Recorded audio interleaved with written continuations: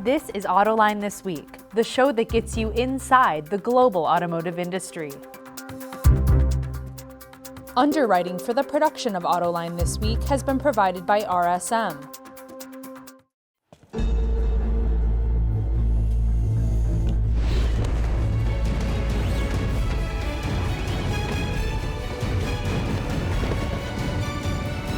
Prepare for challenges specific to your business by working with trusted advisors who help turn obstacles into opportunities.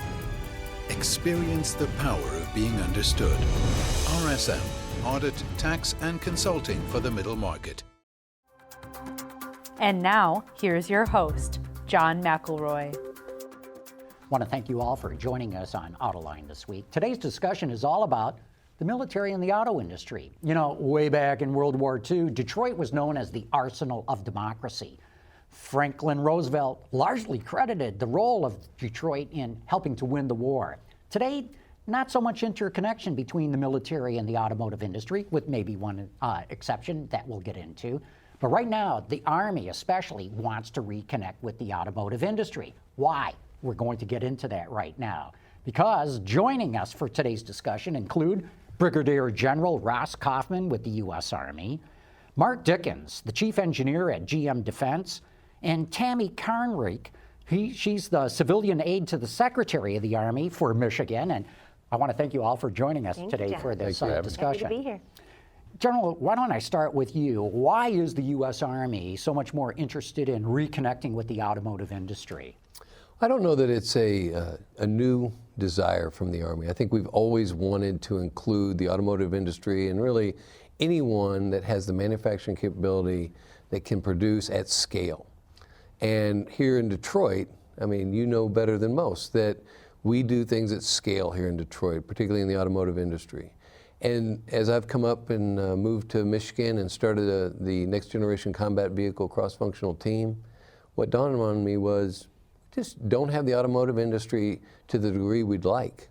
And so if we can get that, you know, not only in wartime but in peace, then we can set the stage that if we ever really have to amp up production in this country against a near-peer adversary, then we're going to have those systems in place that are going to allow us to get the best equipment in the hands of our soldier in the fastest amount of time. Yeah, Mark, you're with GM Defense. I dare say most people outside of General Motors have never heard of GM Defense. It's a relatively new unit, isn't it? Well, we stood it back up in 2017, but it's really not new. I mean, GM Defense has been involved with, it was, I think, brought up in 1950. We were involved in World War I and World War II. We went through all the way into 2003 as a division of General Motors. And we sold that division off to General Dynamics. And then in 2017, as a company, we saw that we have a lot of technologies. We invest like $7 billion a year in rising up technologies and getting those into production. So we saw the opportunity to reimagine those technologies and get those into the hands of our soldiers, to protect our soldiers and to protect our country. Good, and we'll get into more details on that too. But Tammy, I'm curious, what does a civilian aide to the Secretary of the Army for Michigan do?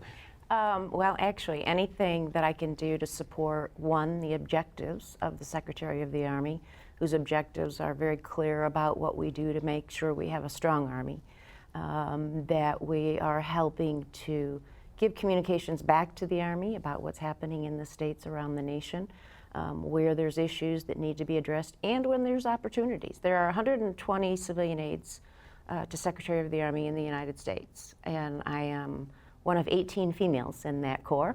And I think that my role with the Chamber of Commerce, the Detroit Regional Chamber, is what really helped with me being selected so I can bring that business interconnection.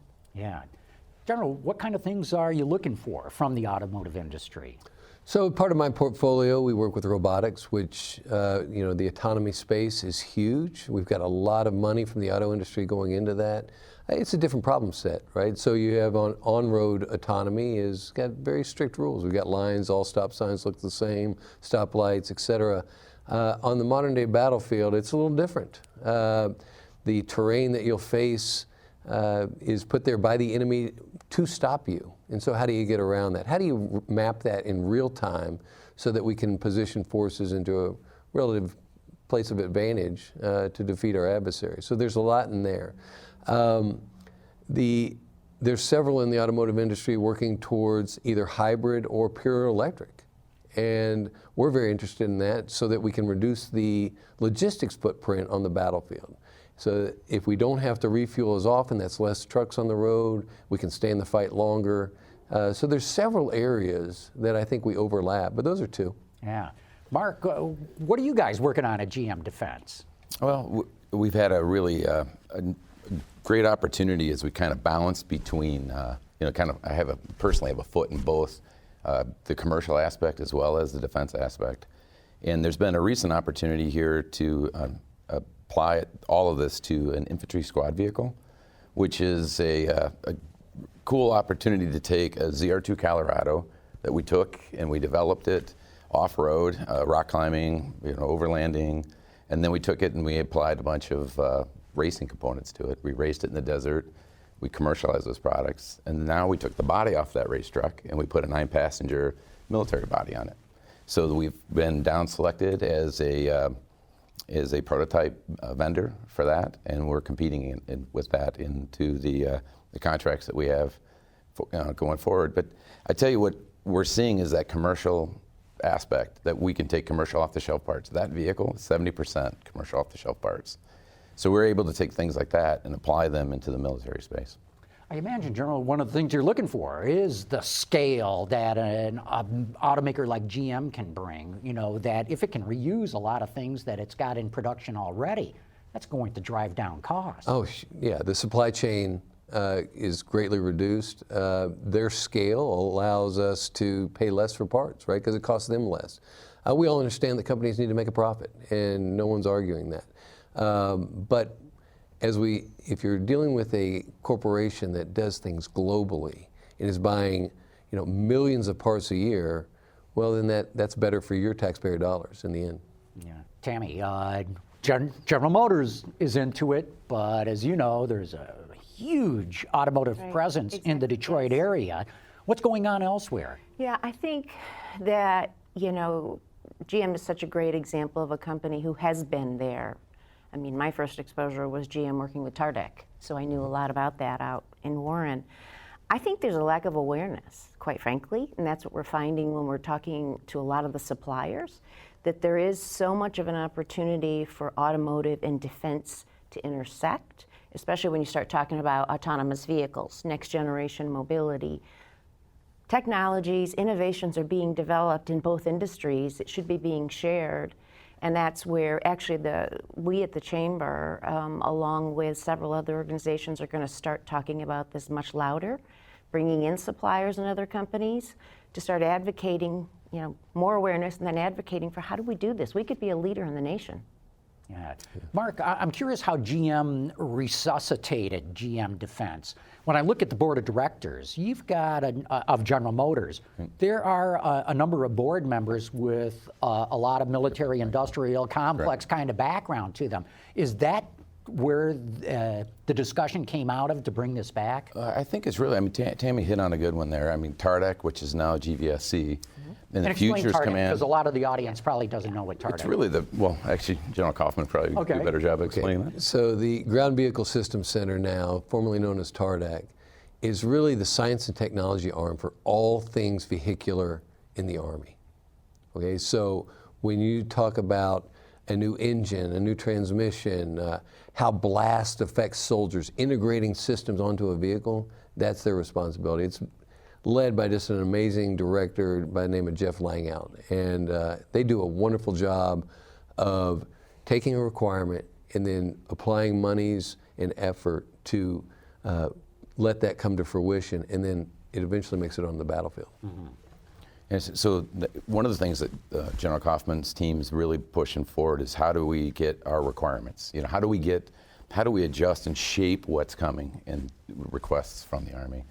And GVSC has done a really good job at reaching out to General Motors, and that kind of had a lot to do with the formation of General Motors Defense.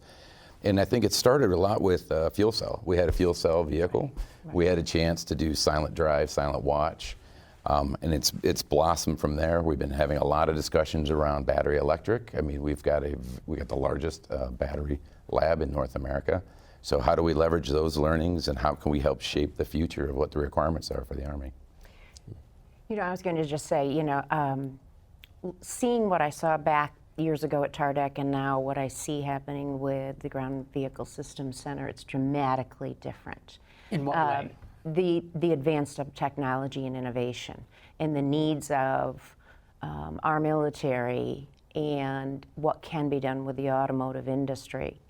But what I don't think we've done a good enough job at, not only in automotive and defense, but what are some other types of businesses across the state that can be brought in to also supplement, that can supplement suppliers or otherwise. We haven't really done a good job as a state to do that, and I think Michigan is interested now in doing that more. So having these examples in place are excellent, and I know General Coffman has been just fabulous about coming and saying, help me find this, help me find this, and that's what we're trying to do. There's a lot of opportunity, John. So what other opportunities do you see? You know, we've talked about autonomy and electrified and that sort of thing, and you know, using existing commercial product can be repurposed or modified for military use. But independent, you know, small businesses learning that they can create a new product, that there may be something that they don't know right now they can make, that if they knew there was an opportunity there, like right now I'm looking for a manufacturer of something, and there's not one out there, but they're doing things similar. There's a lot of opportunity for companies to start bringing new products in, probably with technology and processes they have in place, but they don't know it.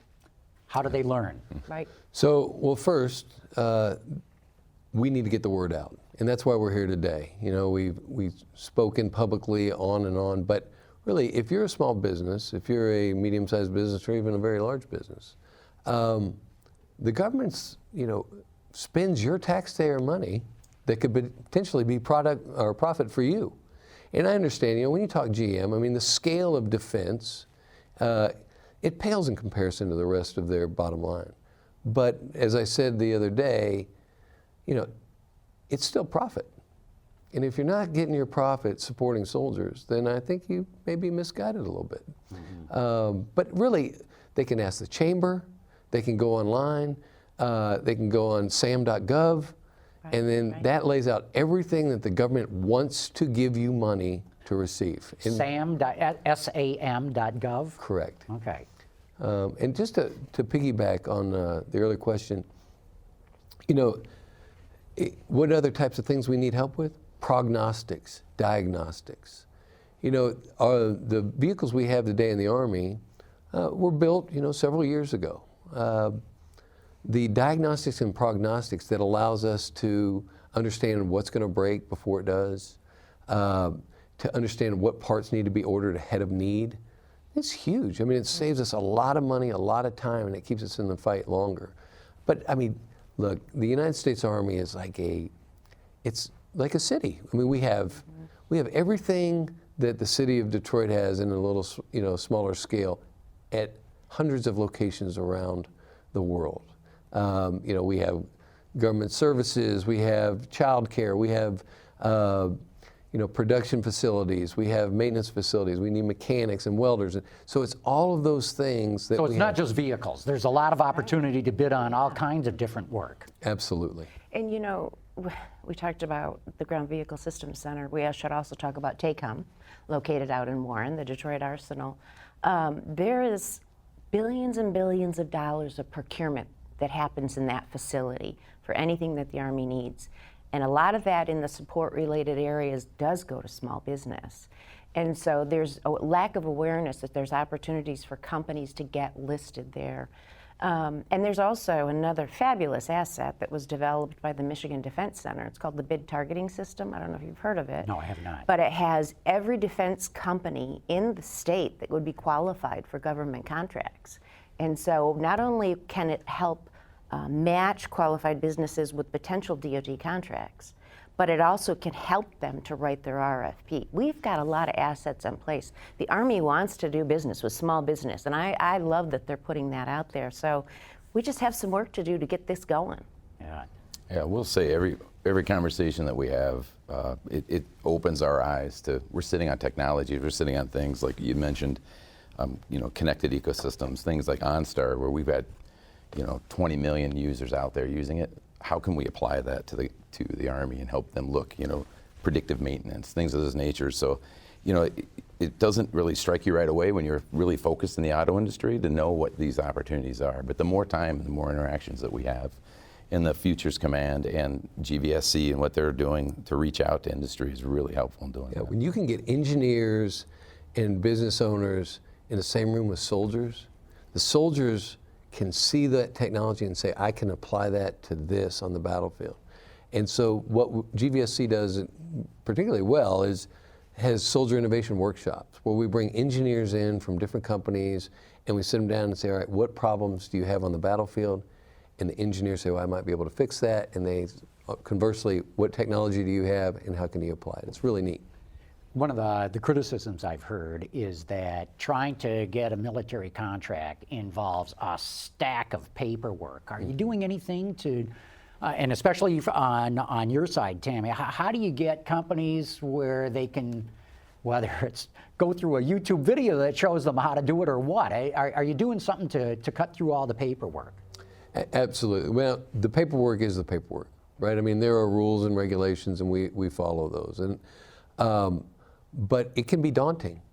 And what we'd say to anyone that's interested is, if you want government contracts, okay, go on sam.gov, right?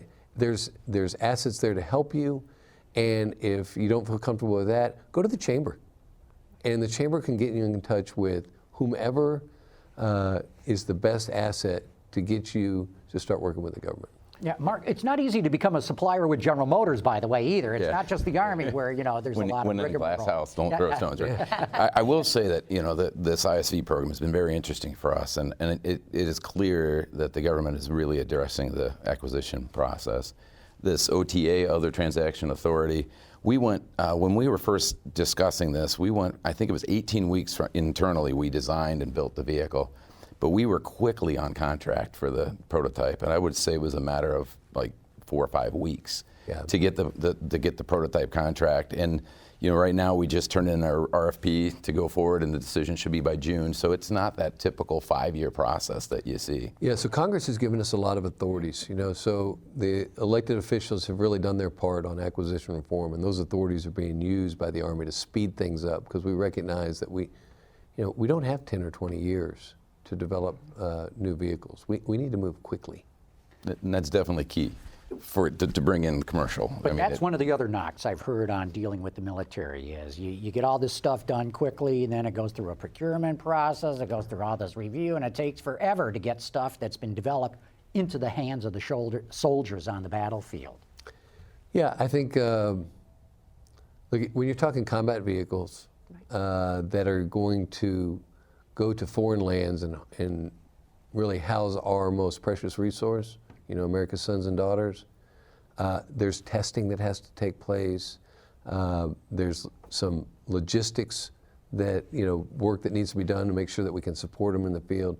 So it is not quick today, but we're continuing to try to shave off as many days, weeks, months, and years as we can.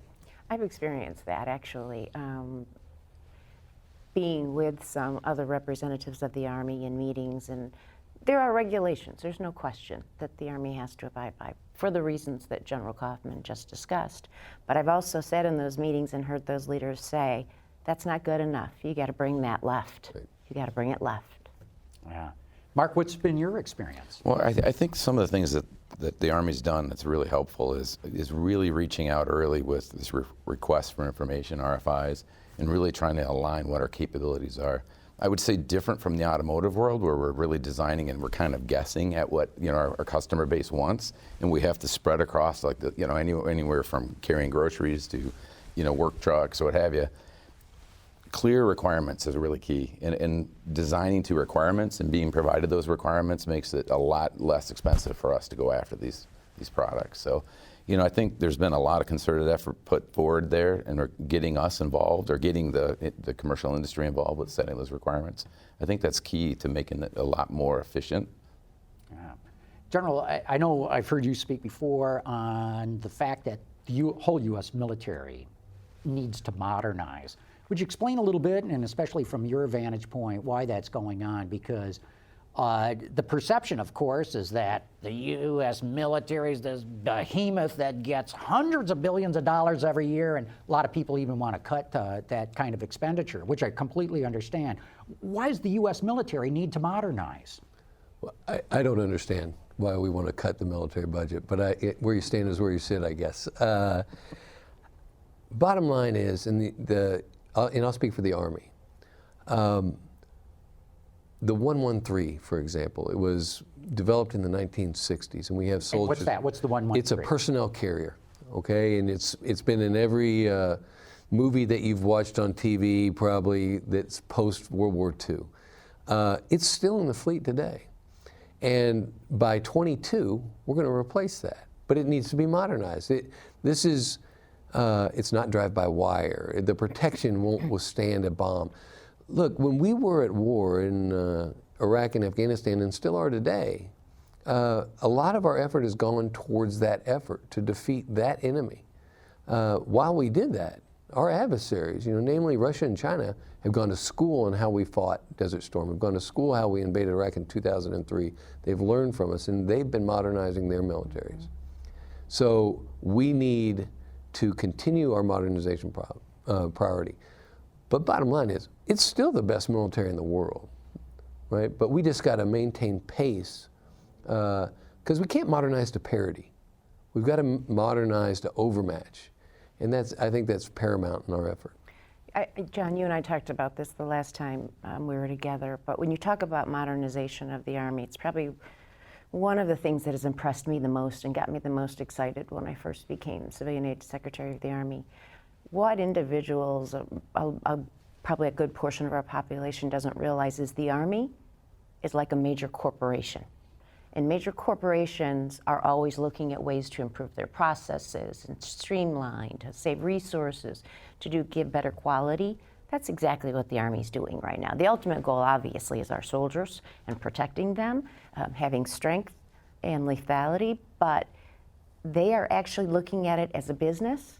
And that is such an impressive thing that I have to add that, because it is taking it to another level to say we're not just military, we are a business, and we owe it to people to run like one.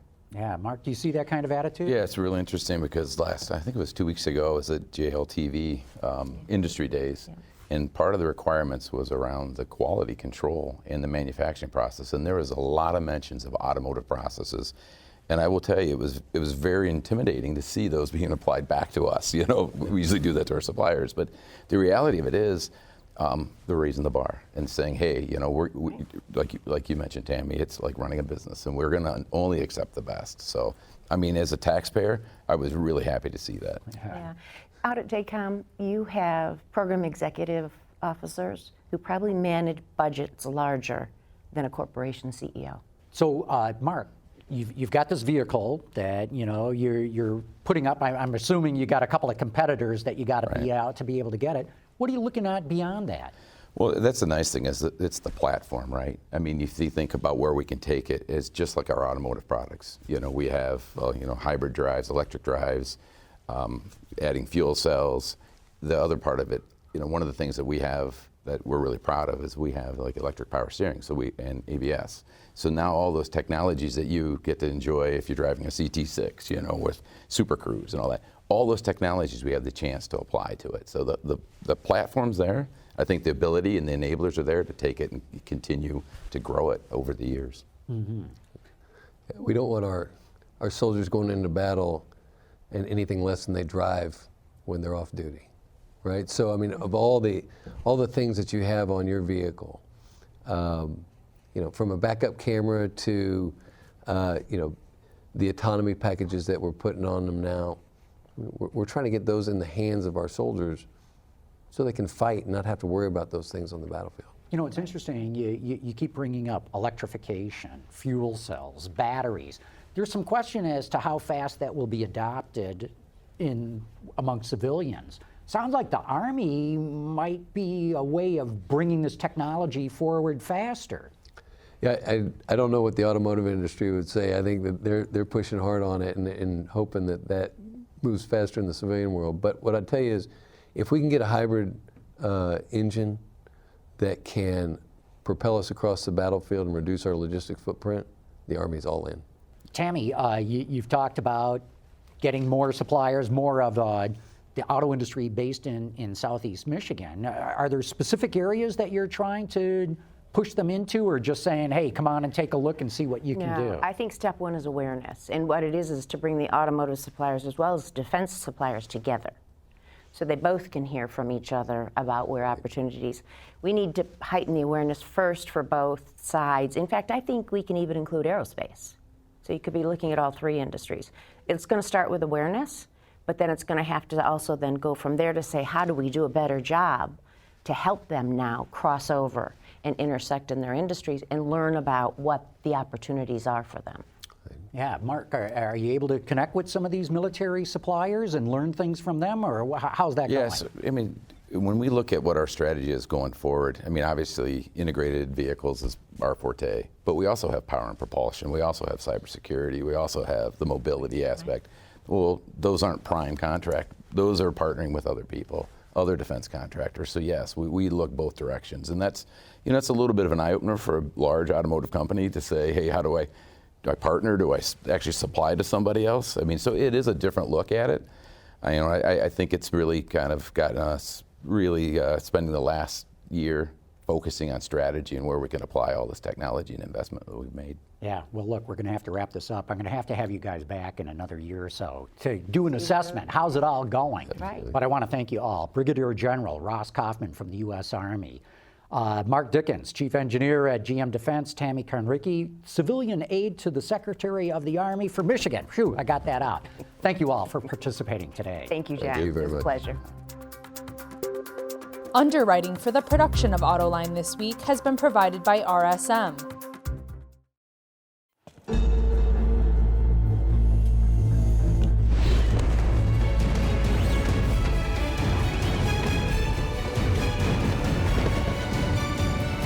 Prepare for challenges specific to your business by working with trusted advisors who help turn obstacles into opportunities. Experience the power of being understood. RSM, Audit, Tax, and Consulting for the Middle Market.